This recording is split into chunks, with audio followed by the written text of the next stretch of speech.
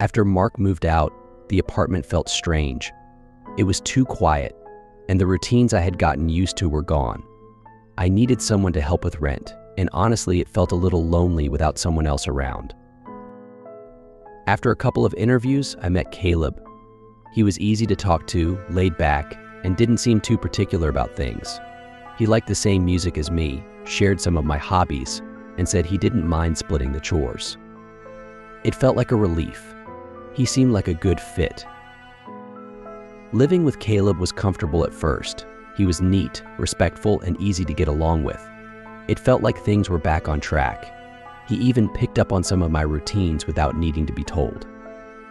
He drank the same coffee I liked, started watching the same shows I had on, and even joined me at the gym a few times. At first, I found it nice. Having someone who clicked so easily felt refreshing after the sudden change with Mark leaving. But then I started noticing small things. Caleb's wardrobe slowly began to look like mine. He bought the same shoes I had, wore similar shirts, and even styled his hair in a way that looked a bit too familiar. It felt like a coincidence at first, but the longer I thought about it, the more it stuck with me.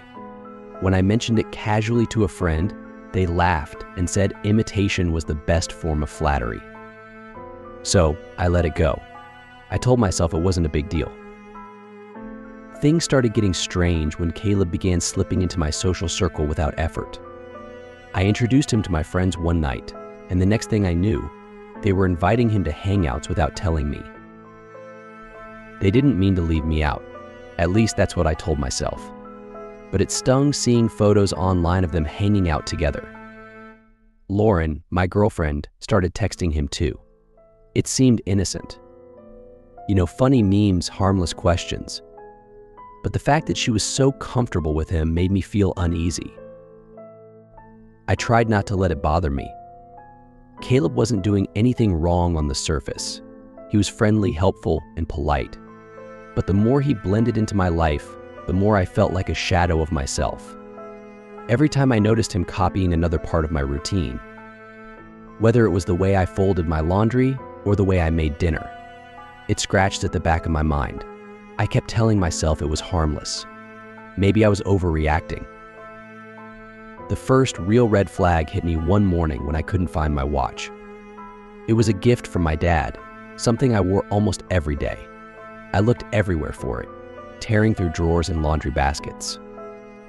Then Caleb walked in, and I noticed the watch on his wrist. It looked identical to mine. He said he must have grabbed it by accident, but something about the way he said it didn't sit right. I laughed it off, trying to ignore the knot forming in my stomach. Over the next few weeks, the knot didn't go away. Caleb's presence began to feel heavier, like he was filling up all the spaces in my life that used to belong to me. He began blending into my world in ways that made me feel invisible. My friends texted him more often. When we were all together, they seemed to laugh at his jokes louder than mine. Even Lauren spent more time chatting with him. I tried not to take it personally, but it was hard to shake the feeling that I was being edged out. At first, I told myself it was in my head. Caleb couldn't have planned any of this. He just got along with people easily. But every time I noticed him copying something else about me, that uneasy feeling crept back. He even started adjusting his voice and expressions to match mine. One day, he wore the same jacket I had worn earlier that week, and my friend complimented him on how good it looked. It was like they hadn't noticed I had worn it first. The more Caleb fit into my life, the more I felt like I was slipping out of it. When I tried talking to Lauren about it, she just said I was being paranoid. She reminded me that Caleb was a nice guy, and it was good that we got along. But it didn't feel good. I felt like I was slowly being erased, piece by piece. The worst part was how natural it all seemed to everyone else. My friends started inviting Caleb to things without me, like game nights or dinners. They told me about it afterward, acting like it was no big deal, but it gnawed at me. I had introduced him to them, and now they seemed to prefer his company over mine. One night, I came home late from work and saw Lauren and Caleb sitting on the couch, laughing over something on her phone. She was curled up next to him, relaxed in a way that made my stomach turn. They didn't move apart when I walked in.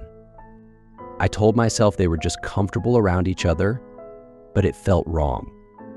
I didn't say anything, but I couldn't sleep that night. The unease kept building. I tried keeping things normal, doing the same things I always had, but it felt off. Caleb seemed to be one step ahead of me. Every time I came up with a plan, whether it was going out with friends or spending time with Lauren, he was already there, invited before I even thought to ask. He wasn't rude about it, never acted smug, but it felt intentional. It was like he knew exactly how to stay just inside the lines so no one else noticed. Then I overheard him on the phone. His door was cracked open, and I wasn't trying to listen at first, but a few words caught my attention. He was talking about how things were almost perfect. He mentioned something about being patient and how everything would fall into place soon. I froze in the hallway, listening to his voice, calm and sure. I didn't know what it meant, but I knew it wasn't good. After that, I started watching him more closely. I noticed the little things. The way he spoke to my friends like he had known them for years. The way he always knew exactly where I left things. And how he seemed too comfortable in places that were supposed to be mine. I even found a hoodie of mine in his closet. It wasn't an accident. He had taken it, and it was folded neatly on top of his clothes, like it belonged there. I felt like I was losing control of my own life. My routines, my relationships, my sense of place, all of it was slipping through my fingers. And every time I tried to confront the feeling, Caleb was there with a smile, easygoing and calm, making me doubt myself. Caleb's presence felt heavier with each passing day. It wasn't just that he had taken over my social life. He seemed to know everything about me, down to the smallest detail. I would leave something in one spot, only to find it neatly placed somewhere else. He was always there, always watching, always one step ahead. I felt like I was being squeezed out of my own life, but no one else seemed to notice. Lauren became more distant. She said things felt off between us, that I seemed distracted and tense. I tried to explain how Caleb was getting too close, how it felt like he was pushing me aside, but she brushed it off. Every time I mentioned Caleb, she looked at me like I was overreacting, like I was imagining things. It was frustrating, and it hurt. The walls were closing in. Caleb was everywhere. He joined my gym, started wearing my cologne, and even followed the same routines I had at work, like we were living the same life in two bodies. My friends texted him more than they texted me. It felt like I was being erased, and no one cared. I didn't know what to do, and the more I tried to fight it, the more isolated I felt. One evening, while Caleb was out, I searched his room. I knew it was wrong, but I needed answers.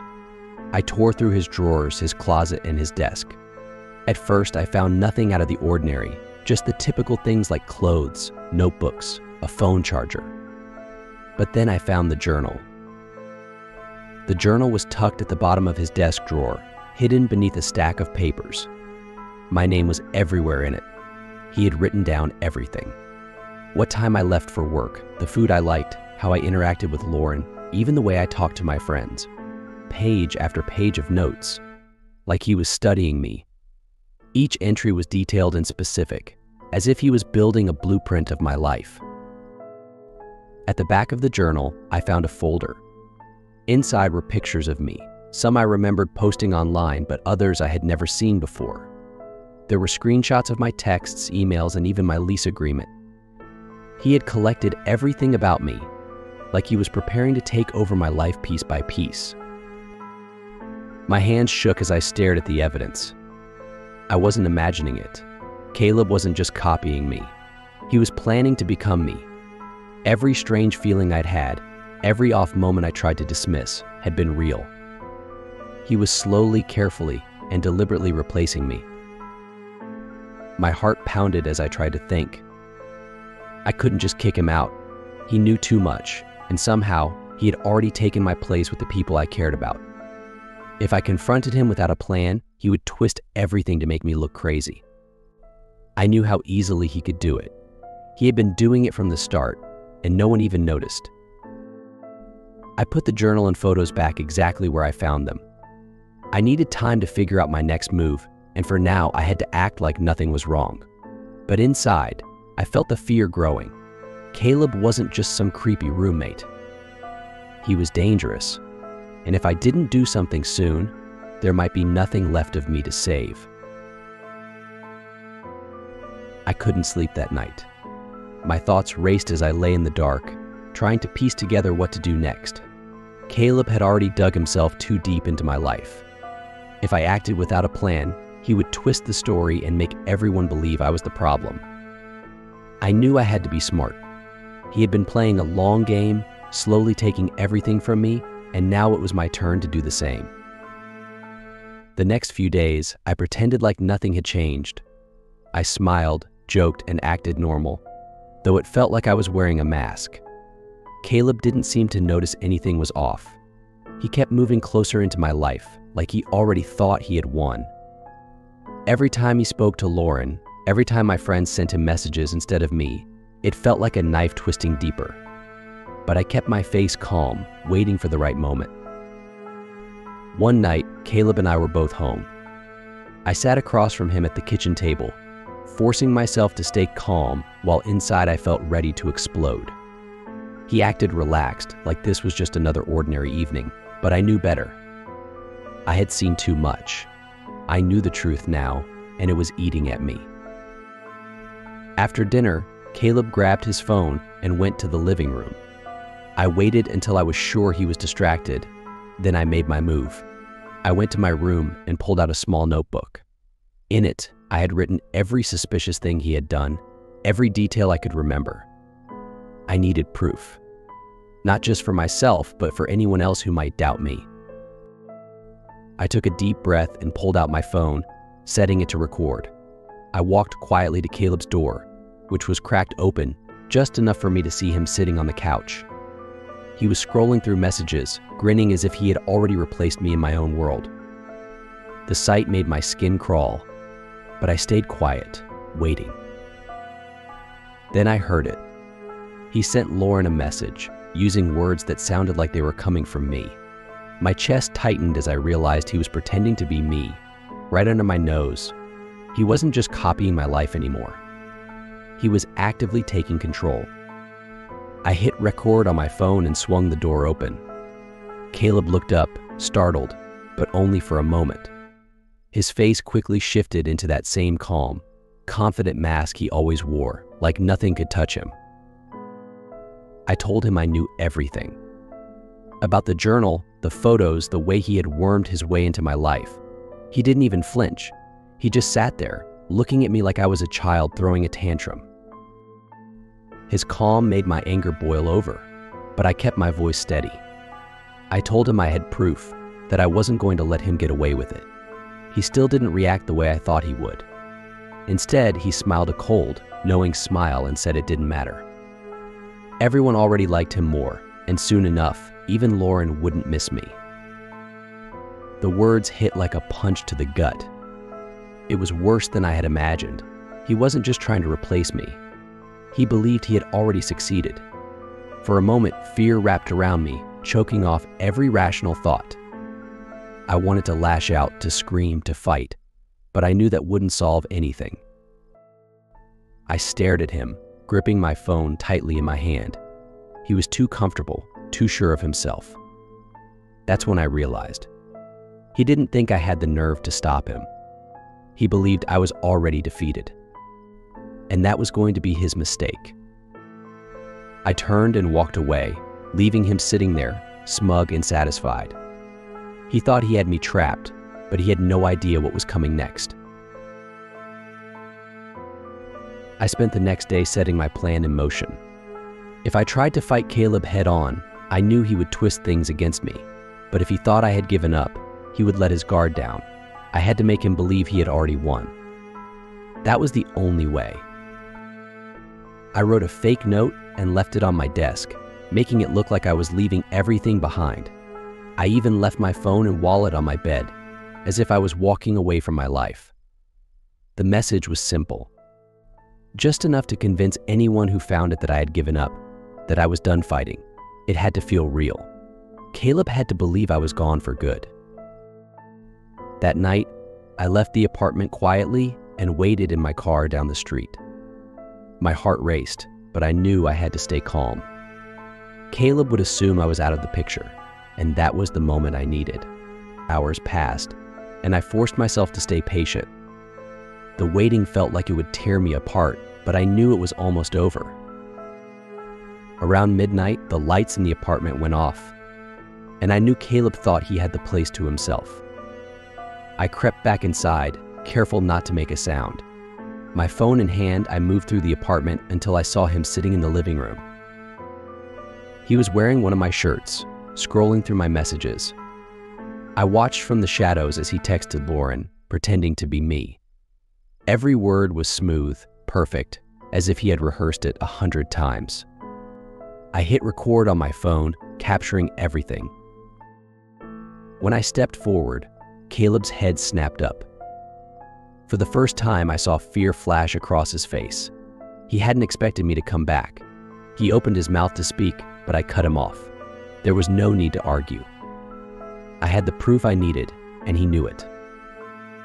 Caleb's expression shifted from fear to anger, and I could see him weighing his options. For a second, I thought he might try to lie his way out of it, but then he lunged at me. I was ready. I dodged his attack and slammed him to the ground, pinning him under my weight. He fought back, but I didn't let go.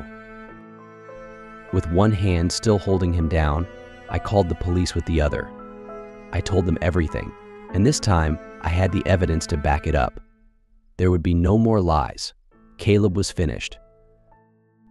When the cops arrived, Caleb stayed silent as they took him away.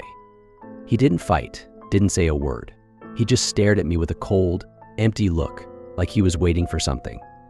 I watched him disappear into the back of the police car, and for the first time in weeks, I could finally breathe. In the days that followed, I made some big changes. I blocked Caleb from every part of my life. I moved to a new apartment, got a new phone, and cut ties with anyone who had fallen under his spell. Lauren tried to reach out, but I didn't answer. I needed a fresh start, one where Caleb's shadow couldn't reach me. Things felt lighter after that. I started to rebuild, focusing on myself and what I wanted. It wasn't easy, but it was worth it. For the first time in a long time, I felt like I was back in control. The fear and doubt that Caleb had planted in me began to fade. But just when I thought it was over, a package arrived at my door. Inside was the hoodie Caleb had taken, the one I thought I'd never see again. Folded neatly beneath it was a note in handwriting that looked just like mine. It only said, "See you soon." And just like that, the fear came rushing back. This story couldn't have happened without the lovely supporters you see on screen. If you enjoyed it and want more creepy tales, hit that like button and subscribe to stay updated. If you'd like to support the channel and get access to exclusive content, consider joining my Patreon. Thanks for watching, and see you in the next one. Stay safe and beware of the shadows.